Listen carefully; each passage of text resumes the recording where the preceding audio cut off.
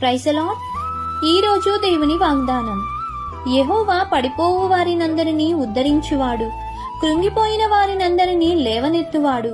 కీర్తనల గ్రంథం 145వ అధ్యాయం 14వ వచనం. యెహోవాను స్తుతించుడి, మన దేవుడైన ప్రభువుకు స్తోత్రగానము చేయుడి. మన ప్రభువు గొప్పవాడు, ఆయన అధిక శక్తి గలవాడు, ఆయన జ్ఞానమునకు మితిలేదు. యెహోవా దీనులను లేవనెత్తువాడు, భక్తిహీనులను ఆయన నేలను కూల్చును. గుండె చెదిరిన వారిని ఆయన బాగు చేయువాడు, వారి గాయములు కట్టువాడు.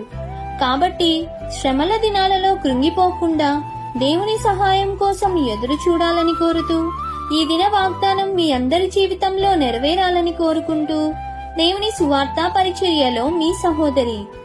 ఆమేన్. God bless you. Download ShareChat.